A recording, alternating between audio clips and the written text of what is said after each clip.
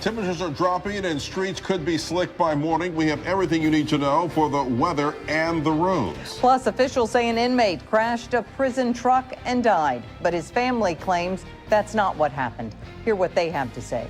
And Chicago authorities are investigating an assault streamed live on Facebook. Now the family is speaking out about what happened to their loved one.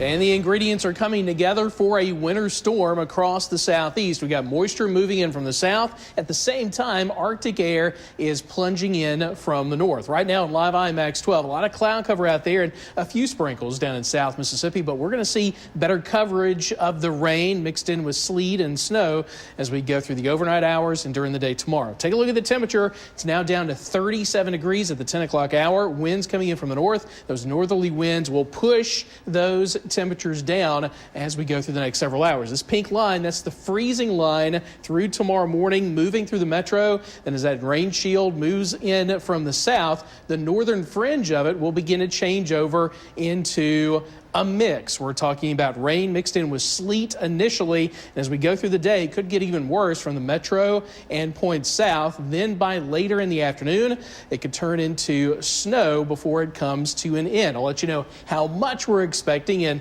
what the temperatures are going to be like over the weekend and the full forecast that's coming up in 13 minutes. And as Ken said, with those temperatures plunging, part of the state is under a winter weather advisory. The Mississippi Department of Transportation is getting ready. That's right. WJTV's Lauren Fluker has been outside tracking conditions. She joins us now with what MDOT is doing ahead of the wintry mix that we could see. Lauren.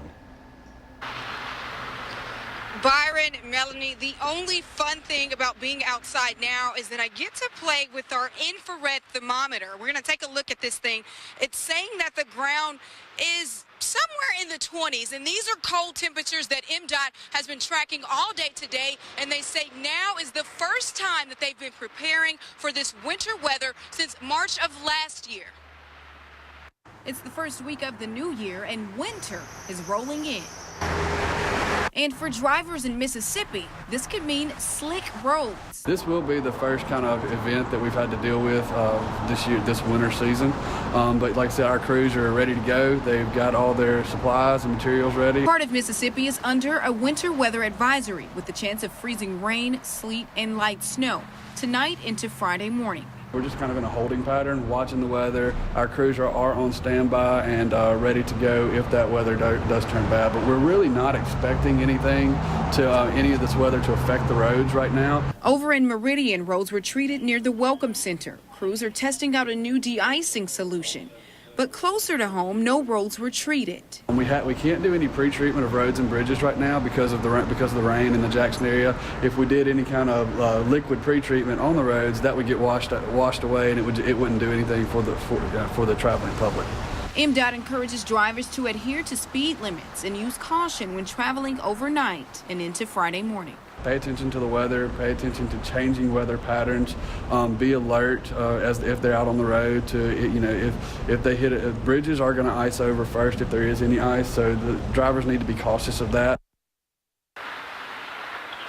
Now, Ken South and Storm Team 12 is keeping an eye on this winter weather system, and you can stick with us on air and online for updates. But for now, live in a very, very cold Jackson, Lauren Fluker, WJTV 12. Thank you, Lauren. A few schools are getting ahead of the wintry weather and announcing closings. Forest Community Head Start and Midway Head Start tell us they will not be open tomorrow. The Hinds County School District has announced a few early dismissals. Raymond High School, the Raymond Freshman Academy, Terry High School, Byram Middle School, and the Main Street Restart Center will all let out early tomorrow. Officials tell us all other schools will dismiss at the regular time. For a list of times and to see these names again, visit WJTV.com. And new tonight, the suspect in a deadly shooting after a reported car break-in is now awaiting arraignment. And WJTV has the surveillance video from that incident that happened this summer. Take a look at this. In the upper right-hand corner, you can see one man dragging another out from behind the building. Police say 17-year-old Charles McDonald was trying to break into a car, and that's when they say shop owner Wayne Parrish came out and asked him to stop. There was a struggle, and Parrish shot McDonald. The Hinds County District Attorney's Office says a grand jury has indicted Wayne Parrish on a first-degree murder charge. This shooting happened back in July of 2016 at Performance Oil Equipment on McDowell Road. Parrish's arraignment is set for January 10th. The family of the Scott County inmate who died in a car crash Wednesday is speaking out against authorities tonight. Now, we're talking about Stanley Rideout in an exclusive interview. WJTV's Andrew DeMoore talked to this evening. Andrew, I hear that they are unhappy about how they found out that their loved one had passed away. Byron, the Rideout family is upset, angry, and questions what authorities said Stanley Rideout did to land himself in the hospital. Now they are looking for answers. Inside this Brandon home, the Rideout family is having trouble dealing with shock, disbelief. The fact that Stanley Rideout died Wednesday. Rideout was an inmate trustee at the Scott County Jail.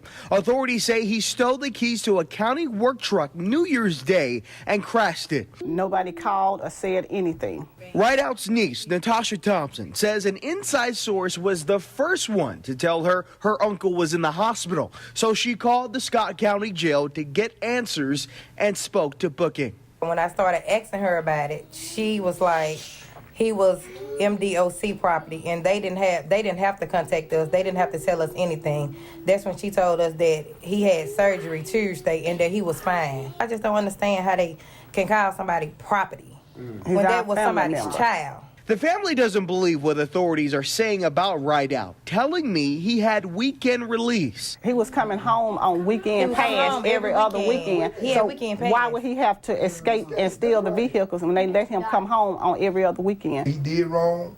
He doing his time, but in all in all, he got family here that love him. You know.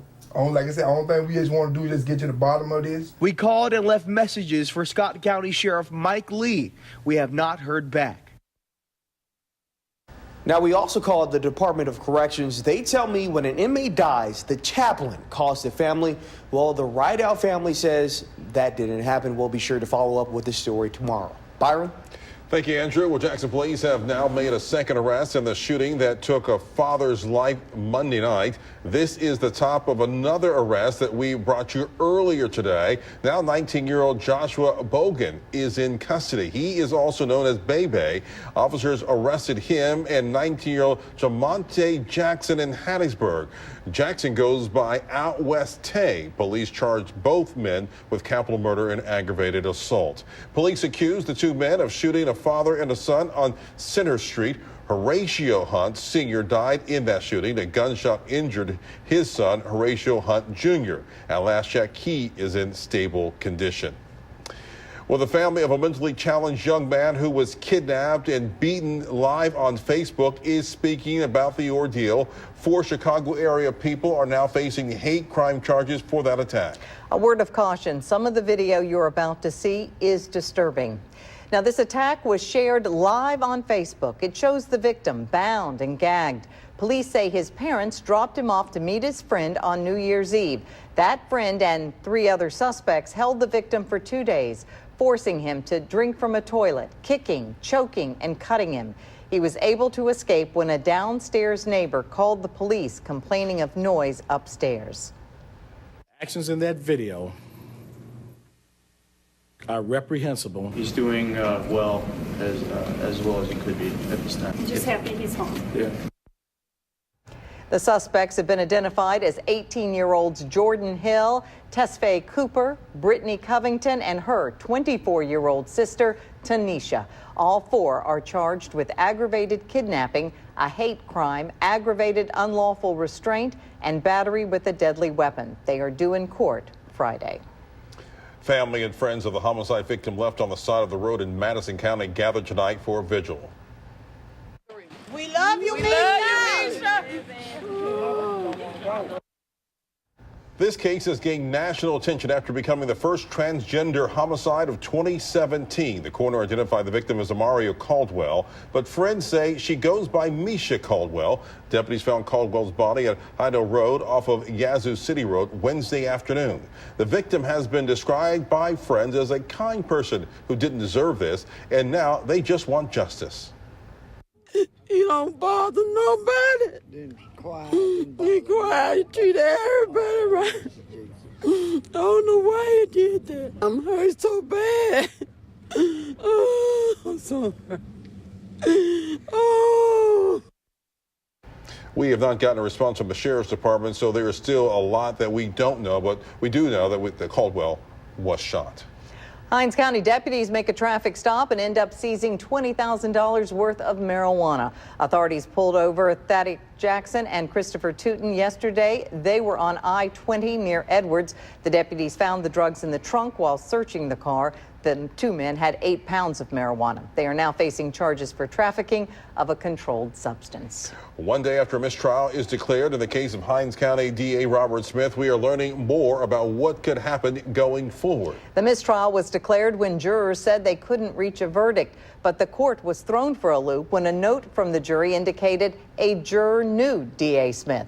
Matt Steffi, a law professor at Mississippi College School of Law, says when the next trial rolls around on June 12th, attorneys will have to look closely for people who have no connection to the case, have heard less about it, and promised to be fair. But we wanted to know if this could change where the trial is held. My guess is that the reason it stayed in Hinds County without objection from the defendant so far is that's where his constituents are. That's where people who have elected him to the position of DA and who value his services in fighting crime. In a phone conversation with Smith's attorney today, Jim Wade, he said he would talk to Smith about having the trial moved to another venue, but we don't know if that will happen. In the meantime, Smith will continue to serve as district attorney. An advocacy group says that there are millions of dollars sitting unused that could help Mississippi families in need. The Mississippi Low Income Child Care Initiative released a report on the Temporary Assistance for Needy Families program. It helps families to pay for food and shelter. The new report says that $35 million from the federal government was not used from the previous fiscal year. The group is asking lawmakers to allow some of the money to be used towards child care and scholarships for working mothers. We have this big waiting list. Why not use it? And we have so many children in poverty here. This would really help those working parents. Well, Welshland says that they are working with the Department of Human Services to see if they will allow the funds to be used without going through legislation. We have reached out to DHS and are still waiting to hear back. Now let's get a check on the forecast with Ken.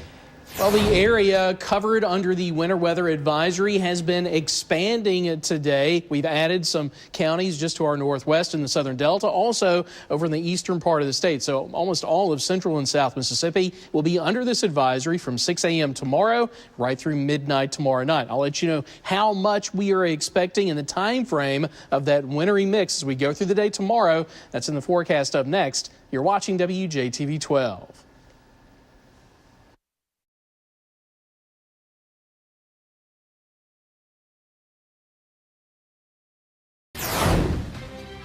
Well, the ingredients for a winter storm in the southeast are coming together tonight and through the day tomorrow. Already we've got moisture coming in from the south. At the same time, cold Arctic air is plunging in from the north. That's going to mean a wintry mix for us for central and south Mississippi starting tomorrow morning. And then we're going to have the possibility of that as we go through the day tomorrow. Now, we are under a winter weather advisory, but I want you to notice that we are under winter storm watches and warnings farther to the northwest. I think the main impact of this winter storm is actually going to be to the east of us, mainly in North Georgia, the Carolinas, and East Tennessee. This is where they could see several inches of snow accumulation. We will not see that much. We're looking at best, worst case scenario, about 1/4 of an inch of sleet and ice accumulation with a dusting of snow on top of that, mainly right around the I-20 corridor. So here's the bottom line. We are going to see a wintry mix. It's going to be a cold rain mixed in with sleet at times in the morning and then snow right before it comes to an end. There will be a few icy spots on bridges and overpasses in areas where the surface temperature gets down to freezing or below. That's really what we're going to have to watch for. basically there will not be widespread impacts in our area, but we're going to have to watch for a few isolated areas getting those icy patches. We've seen a few sprinkles already today down to our south. Right now, not much happening out there, but we do expect more action as we go through tomorrow because, take a look at this, temperatures are dropping. We've got a north wind at about 9 miles per hour. It's 37 degrees. Those north winds are coming in at about 10 to 15 miles per hour. That will continue to drive down the temperature. And look at this, in the Delta, it is already below freezing at 31 degrees. We're going to be close to the freezing mark in the metro tomorrow morning and pretty much just hovering in the mid-30s for the rest of the day. So these weather makers, both the cold air and this area of low pressure, coming together in the southeast. The storm not really strengthening, though, until it makes its way into Florida. That's why the biggest impact is going to be here over Georgia, the Appalachians, the mid-Atlantic states. After the storm moves away, it's just going to be cold, really cold for us for the upcoming weekend. Now, here's a look at the timing of the winter storm for tomorrow. This is 6 o'clock in the morning. Here's your freezing line right there. So as that rain shield comes up from the south, right around the northern fringe of that, that's where we're going to see the changeover to rain and a little bit of sleet mixed in. And it looks like it may get worse as we go through the morning hours. This is 9 o'clock, metro all the way down to Pike and Walthall counties. And then noon, still going to be a mess. I think it will start to move to the east later in the afternoon, but as it's coming to an end and temperatures get colder, it's going to change over to just a snow line on the northern fringe of this, moving through parts of the metro. We're talking about just a dusting of snow. No significant accumulations are expected. Now, this is where we will see significant accumulations. Look at this, inches of snow from the southern Appalachians right through Raleigh in North Carolina. And just a little housekeeping here. Today is Thursday. We are getting an update on the drought situation, and officially, most of the metro, we are no longer under a drought. So for tonight and tomorrow, of course, the main concern is that wintry mix. Temperatures are going to stay in the 30s all day with that north wind at about 10 to 15 miles per hour. Over the weekend, it's going to get even colder. Temperatures in the lower to mid 20s in the morning, even with sun, are only going to warm into the 40s in the afternoon. Now, next week, we do warm up even more, and we'll see thunderstorms returning by next Wednesday. So we're literally going to go from tornadoes at the beginning of the week to a winter storm at the end of this week, and then next week we're back to warm and stormy weather. Happy New Year. Exactly. In Mississippi. January in Mississippi. Thank you, Ken. Yeah. Coming up, the holidays hit department stores hard, and now some are scaling back to survive. Hear why some stores will be closing shops across the country after the break.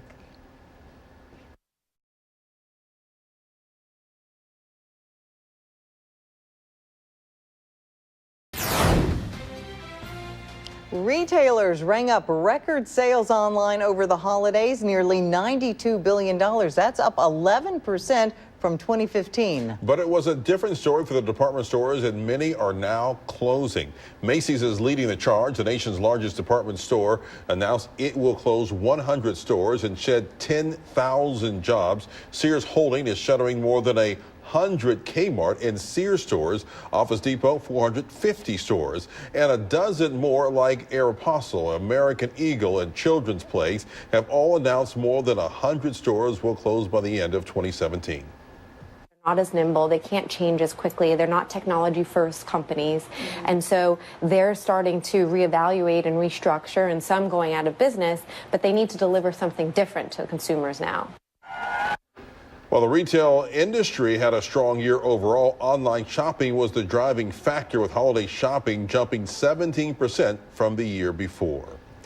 We are now learning more about a minimal oil spill in the Gulf of Mexico near Louisiana. It happened after a fire on an offshore oil platform. The 4 workers on board at the time are okay tonight. Now, the alarm sounded as crew boats in the area rushed to the scene to fight the flames. The blaze was reported around 2:30 this morning. The crew tried to extinguish the fire, but they had to abandon the platform due to heavy smoke. The Coast Guard says that the oil in the water was residual oil already on the platform. Good news is that the source of the oil was secured immediately, so there's no danger of a free-flowing well. But there is some oil that was actually on board the platform, and so we're trying to assess how much of that oil actually entered the water. The 4 crew members have all been treated and released from a Louisiana hospital. The Coast Guard and Bureau of Safety and Environment Enforcement are now investigating the cause of the fire. Well, the president-elect's transition team is signaling that Trump will ask Congress to pay for the border wall he promised. Trump's preference is to fund the border wall through the appropriations process as soon as April. That's according to House Republican officials. The move would break a key campaign promise when Trump repeatedly said he would force Mexico to pay for it. Now, let's get a preview of sports with TJ. All right, the Mississippi State women need some help from their bench in a close win at Arkansas to stay undefeated on the season. Highlights after this. Plus, Jackson State men's coach Wayne Brent shares a moment he had with his team prior to Christmas and the difference it's making right now. We'll be right back.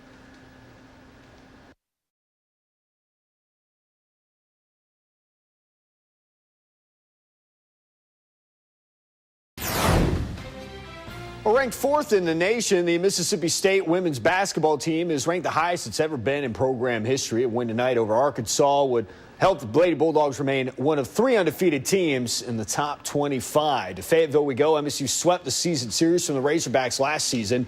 A great first quarter from Chinwe Okori, 10 points, 7 boards. Here's 2 of those points, and MSU was rolling early on. They're also getting some friendly home bounces. Morgan Williams' shot is blocked, but she gets it back and then makes the lay-in. Bulldogs led by as many as 11 in the first quarter. Had to fight in the second. So did Victoria Vivian's layup +1. Vivian's finished with 13, but struggled from the field, shooting 5 of 19. MSU was up by 11 at halftime.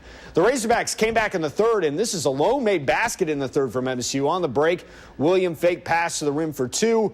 So MSU is up by 3 in the fourth. The Lady Dogs hit 2 big threes from Blair Schaefer to stave off an upset bid. Her only made shots of the night help MSU survive 59-51. They go to 16-0 overall. The Southern Miss men's team ends its 9-game losing streak tonight. The Golden Eagles took down Texas San Antonio 77-59. It was the first game of the season for senior guard Kari Price. Price fit right in, leading the team with 20 points. He led the team in scoring last year, but hurt his knee in the offseason. Well, thanks to injuries, the Jackson State men's basketball team is playing without half of their scholarship players. Despite that, the Tigers have won 3 in a row, including their first 2 in conference play. And thanks to the injuries, head coach Wayne Brent says his team has been forced to change its style and be less aggressive on both ends of the floor. And clearly his team is adapting. Brent says a key moment for this group came right before they took a break for Christmas.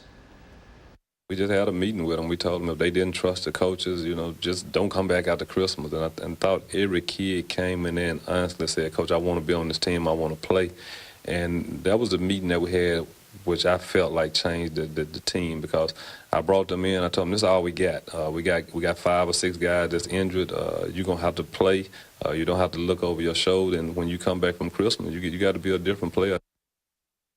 Well, the Tigers play their next 2 games at home. Alcorn is in Jackson on Saturday, and then Southern visits Monday. And the Saints are making some big changes to the coaching staff. Sporting News reports that 5 assistants have been canned, including linebackers coach Joe Vitt. The pink slips handed out also went to 2 special teams coaches. New Orleans was second to last this season in points allowed. A year ago, they were dead last. 3 years ago, they were 4th best. But this sign that these coaches being fired is also apparently a sign that head coach Sean Payton is going to stick around for another year. The rumors that he could get fired or he would leave for somewhere else, but apparently he might be staying. But so we'll see. A lot of shakeup there. A lot of shakeup and a lot of instability with Peyton now, and who knows what's really going to happen with these guys. All right. Well, we'll see. Ken will especially see. He loves the Saints. Go ahead, Ken. Absolutely. All right, first thing in the morning, we're going to see that wintry mix, but then the next morning, it's just going to be cold for the Blues Marathon. Temperatures in the lower to mid-20s, but we will see sun all day. Temperatures warming to about 40 by the afternoon. We'll check out your 8-day forecast coming up next.